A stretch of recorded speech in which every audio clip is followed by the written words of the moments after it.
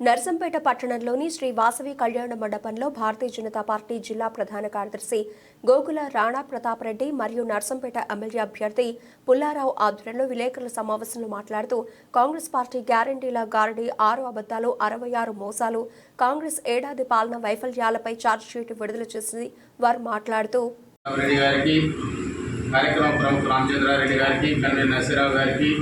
ఉపాధ్యక్షులు శ్రీనివాస్ గారికి, ఉపాధ్యక్షులు అజ్మీర్ హుస్సేన్ గారికి, వీరన్న గారికి, కౌన్సిలర్లకు, ప్రతి మండలాధ్యక్షులకి, ప్రతి కుటుంబ సభ్యులకి ఈ కార్యక్రమానికి స్వాగతం తెలియజేస్తూ ముఖ్యంగా ఈ కార్యక్రమానికి చేసిన ఎలక్ట్రానిక్ అండ్ ప్రింట్ మీడియా సోదరులందరికీ కూడా భారతీయ జనతా పార్టీ నర్సంపేట నియోజకవర్గం తరఫున స్వాగతం మరియు కృతజ్ఞతలు తెలియజేస్తున్నాను.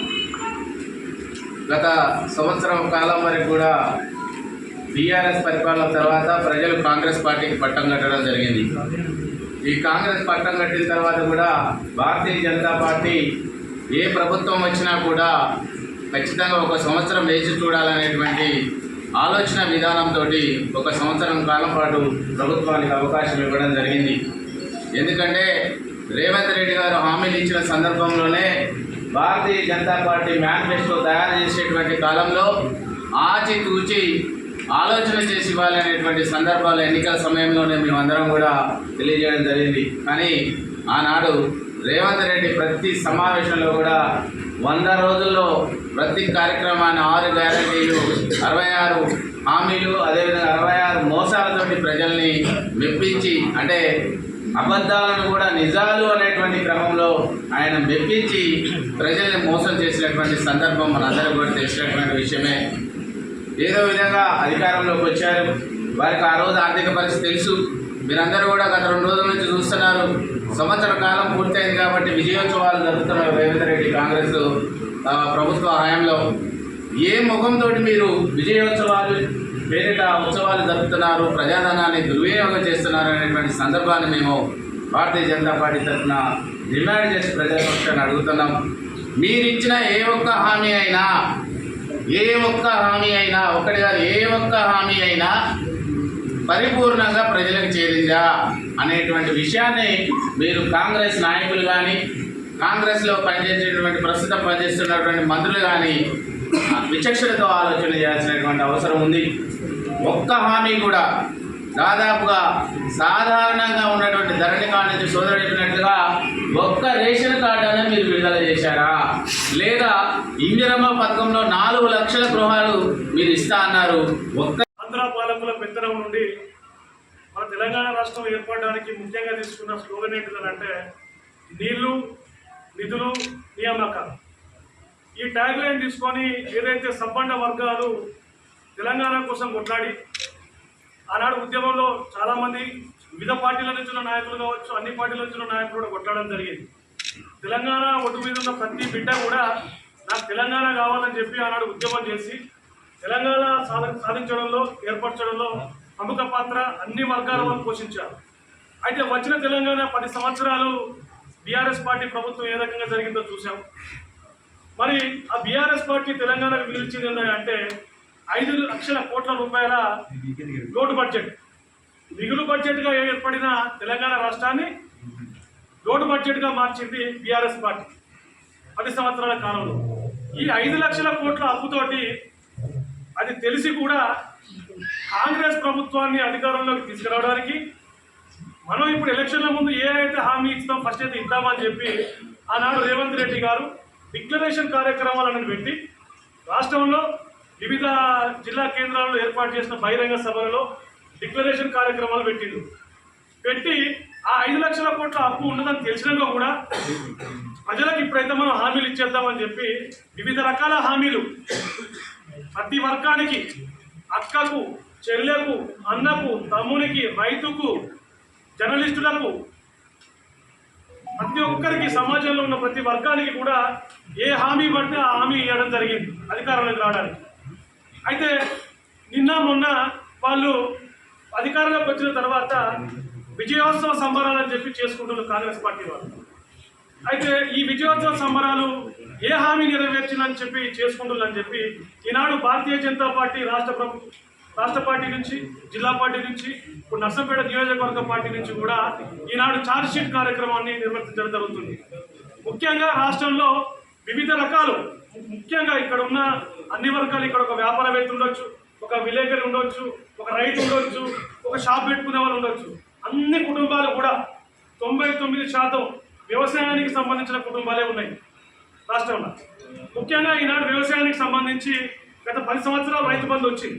ఆ రైతు బంధును కూడా రైతు భరోసాగా మారుస్తానని చెప్పి 7,500 ఇస్తానని చెప్పి ఆ భరోసాను కూడా ఇవ్వకుండా ఈనాడు బోనస్ ఇస్తామని చెప్పి, ఒకటి రైతులకు అది అన్యాయం, తీరని అన్యాయం జరుగుతుంది. 2, ఏదైతే ఈరోజు సన్న వడ్లకే బోనస్ ఇస్తామని చెప్పి మిగతా వడ్లకి ఇవ్వమని చెప్పి ఆ కండిషన్స్ పెట్టి కూడా ఆ రైతులకు వచ్చే బోనస్లలో కూడా ఈనాడు కొనుగోలు కేంద్రాల కాడ ఎంత అన్యాయం జరుగుతుందో మీడియా మిత్రులు కానీ ఈనాడు ఉన్న పార్టీ మిత్రులు అందరూ చూడడం జరుగుతుంది. మరి నియోజకవర్గం దగ్గరికి వస్తే ఇదే రైతు నుంచి నర్సంపేట నియోజకవర్గ రైతులకు తీవ్ర అన్యాయం జరిగింది ఎప్పుడేనంటే 2012-13 సంవత్సరం. ఆనాడు కాంగ్రెస్ పార్టీ ప్రభుత్వమే అధికారంలో ఉంది. ఆనాడు ఇక్కడ టీడీపీ పార్టీకి సంబంధించిన ఎమ్మెల్యే అధికారంలో ఉన్నారు. మరి ఆనాడు ఏదైతే పాకాల సబ్ కెనాల్స్, పాకాల చెరువుకు ఇప్పుడు మళ్ళా తర్వాత వచ్చిన శాసనసభ్యులు నేను పాకాల చెరువుకు నీళ్లు తీసుకొచ్చిన చెప్పడం జరిగింది. ఆ తీసుకొచ్చిన నీళ్లు చివరి ఆయకట్టు రైతుకు అందుతున్నాయా అంటే ఏ ఆయకట్టు రైతుకు అందుతలేదు.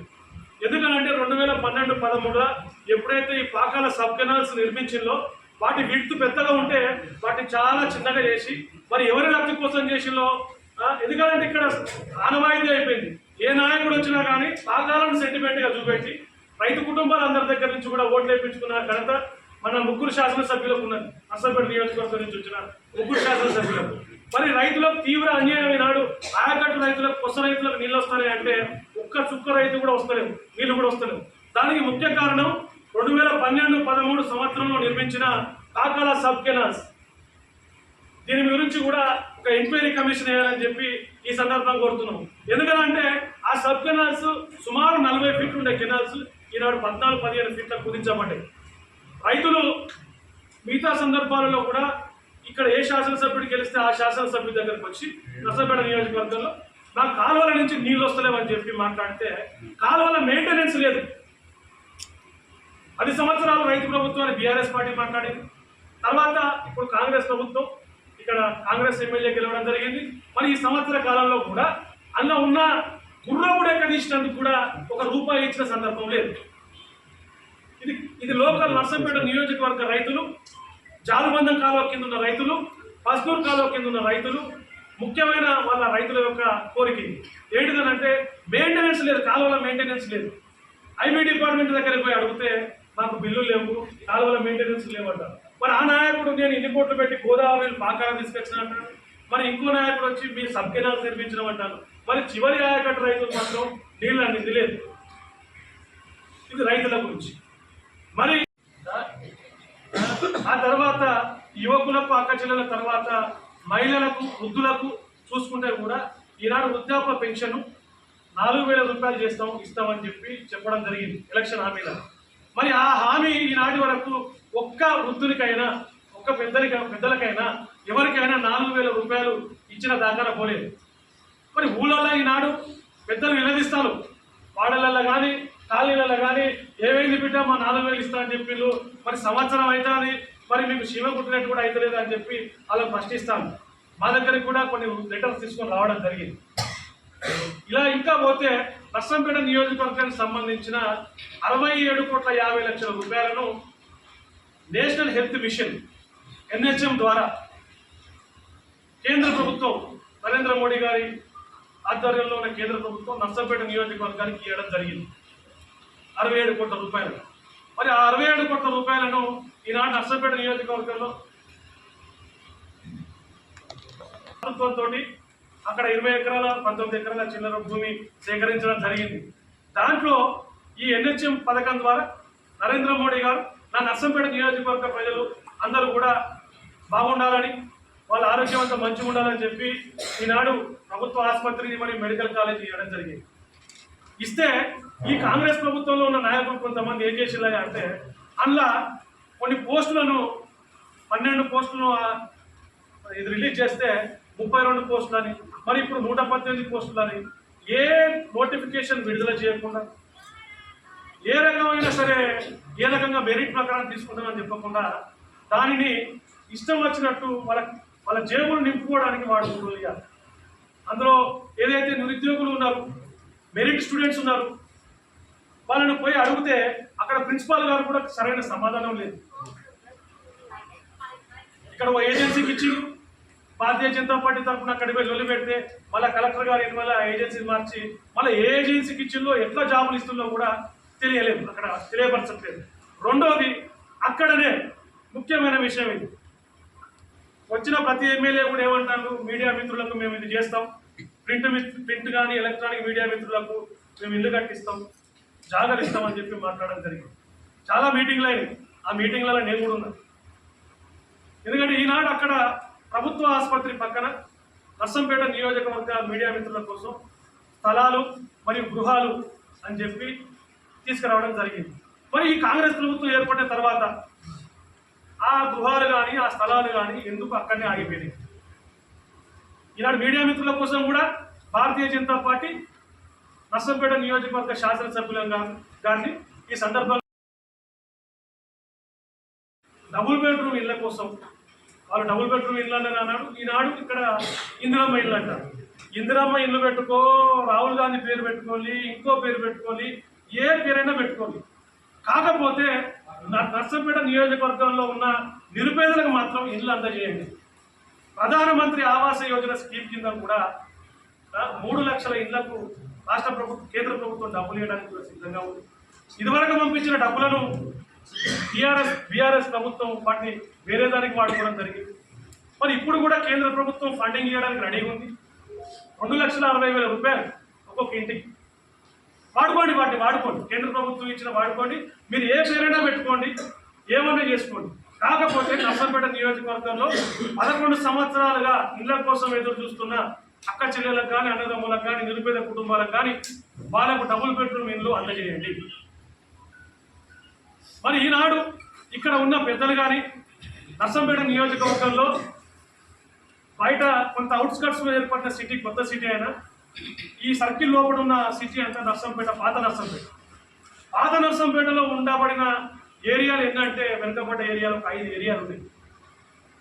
ఆనాడు శాసనసభ్యులు సుదర్శన్ రెడ్డి గారికి కూడా ఈ 5 ఏరియాలు ఉన్న సీసీ రోడ్లను కానీ, ఈ 5 ఏరియాలలో ఉన్న కాలువలు కానీ మీరు మరమ్మతులు చేపియండి. మనం ఇన్ని కోట్లు అన్ని కోట్లు ఫండ్స్ తీసుకొచ్చినామని చెప్పి చెప్తాను, టఫిడ్కో ఫండ్స్ తెచ్చినామని చెప్తాను. కాకపోతే ఏదైతే పాత శాంతినగర్ ఉన్నదో, ఏదైతే లెనిన్ నగర్ ఉన్నదో, ఏదైతే ఇందిరమ్మ కాలనీ ఉన్నదో, ఏదైతే తెలంగాణ కాలనీ ఉన్నదో, ఈ ఉన్నాయే 5 కాలనీలు నర్సంపేట పట్టణం ఉన్నారు. మేము ఇన్ని కోట్లు తీసుకొచ్చినాం, మళ్ళీ మేము ఇన్ని కోట్లు తీసుకొస్తాం అని చెప్పి గత పాలకులు కానీ, ఇప్పుడు పాలిస్తున్న కాంగ్రెస్ ప్రభుత్వం కానీ ఈ 5 ఏరియాల సీసీ రోడ్లను, కాలువలను, వాళ్ళ మెయిన్ సమస్య అదే. ఒక చినుకు వర్షం పడితే ఇందిరమ్మ కాలనీలో మొన్న పిల్లలు కొట్టుకపోయాడు, 4 సంవత్సరాల పిల్లలు కొట్టుకపోయాడు, నర్సంపేట పట్టణం ఉన్నది. మరి ఈనాడు ఈ 5 వెనుకబడ్డ ఏరియాలలో సీసీ రోడ్లు కానీ, కాలువలు కానీ వాళ్ళు ఏనాడు కూడా వాళ్ళకు ఇచ్చే అప్లికేషన్స్ అన్ని ఇవే. సీసీ రోడ్డు, కాలువ వేదికగా ఈ ఛార్జ్ షీట్లో మేము అన్ని మెన్షన్ చేయడం జరిగింది. పాకాల చెరువు నుంచి వచ్చే కాలువలు కానీ, ఈనాడు ఎన్హెచ్ఎం స్కీమ్ ద్వారా వచ్చిన హాస్పిటల్ కానీ, మరి అలా 67 కోట్లు కేంద్ర ప్రభుత్వం ఇస్తే అక్కడ హాస్పిటల్ ముందు ఒక బీటీ రోడ్ వేసుకునే గతి లేదు. ఈనాడు ఆ పాకాల నుంచి, పాకాల సైడ్ పోయే అశోకనగరం పోయే రోడ్డు నుంచి ఈ హాస్పిటల్ ఒక 200 మీటర్ల లోపెట్టుకుంటుంది. ఆ హాస్పిటల్ వేటలు కూడా విపరీతమైన ఇబ్బందులు ఎదుర్కొంటుంది. ఒక్క సీసీ రోడ్డు, ఒక్క డాంబర్ రోడ్డు, ఆ మెయిన్ రోడ్ నుంచి ఆ హాస్పిటల్ గేట్ దాకా ఆ రోడ్డు గురించి కూడా ఆలోచన లేదు ఈనాడు. మరి శాసనసభ్యులు తొంతి మాధవరెడ్డి గారిని మీరు ముఖ్యమంత్రి గారితో కూడా కొంత సఖ్యత, నియోజకవర్గ అభివృద్ధి కోసం, ఎందుకంటే నర్సంపేట ప్రత్యేక పరిస్థితి ఉన్నది రాష్ట్రం అంతా కాదు, మీరు సఖ్యతగా ఉండి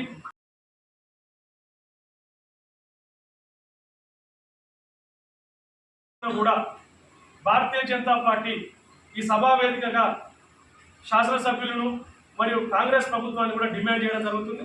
నర్సంపేట నియోజకవర్గంలో మిర్చి ప్రాసెసింగ్ సెంటర్ ఏర్పాటు చేయాల్సిందిగా ఈ సందర్భంగా మేము మీకు డిమాండ్ చేస్తున్నాం.